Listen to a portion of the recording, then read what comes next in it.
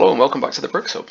You might be surprised to see this because this isn't Lego, this is actually Minecraft. But if anyone remembers, quite a while ago on my channel, I had a bit of a series going on called Building Scarif, which was just like a sort of a large Minecraft build for one of the best like action set pieces I'd say in Star Wars in quite a while actually.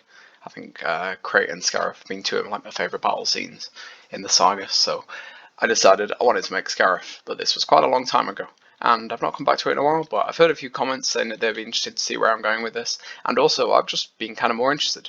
So you probably, well, you know what you're seeing right now, you're seeing two AT-ACTs. The only problem is they're a little bit different. You can see that this one is quite wide, it's got a much thicker body and face, it's a bit rounded, not really the right shape, and kind of has a bit more look of like an ATM6 than actually what an AT-ACT should be. This was my first attempt at it, and while I still really love it, and I think the size it's enormous. Like this is probably one of the largest like accurate things I ever built. I say accurate with a little bit of a joke because it's not the most accurate thing I've ever made. It's quite far from it, but I realised that since now, obviously, I've learned a few more things. I've got the Lego AT-AT set, so I know how like the AT-AT works. I decided I wanted to take another shot at the AT-AT or the AT-ACT and try and get something a little bit more accurate and representative of the size, proportions, and kind of shape of the whole thing.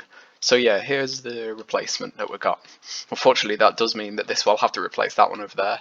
However, because there's so much stuff inside that, and I just love all the like the things that I did, even though they're maybe not so good, I'm going to try and save that as a build. Maybe I'll put it in something else, or I'll find another way to like mess around with it. Maybe I'll put it as an Easter egg really far away.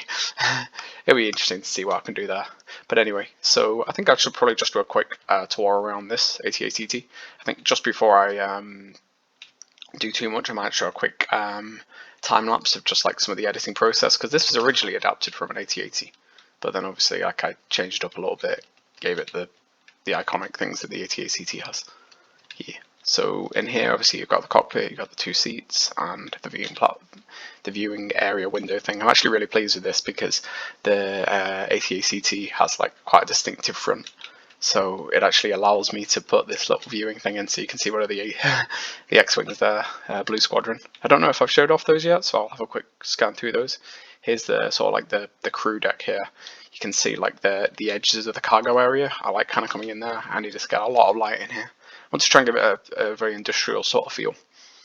Now up here, obviously this is where some more of the cargo is stored. I'll probably put a bit more cargo boxes, like especially in these little like alcoves here, but obviously there's not as much room in this one because it's a bit smaller than the other AT-ACT. But given the scale I'm working at, I think I'm a lot happier with how this one looks right now. Now if I can, no, I'm going to have to go out off F1. I'm not good at this. There, that's better. So I'll cover that up. At some point, maybe I'll have like a hatch or something to get in and out there, but I don't know how accurate that actually is to the vehicle.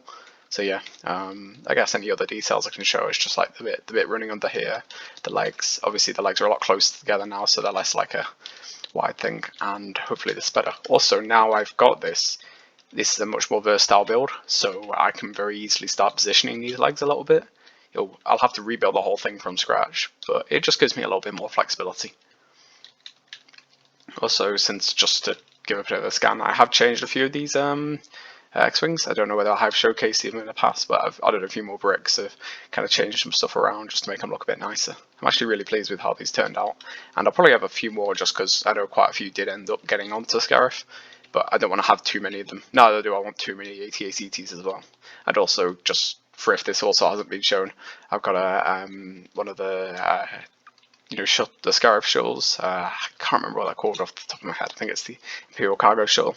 Obviously this one doesn't have the open area that one has, but if I go in here, I vaguely remember, I think I added 2 floors to it. Yep, so now there are 2 floors on these, so you can recreate the scene in Rogue One where like you climb down and you do all this. So yeah, I'm kind of happy with how this turned out as well actually.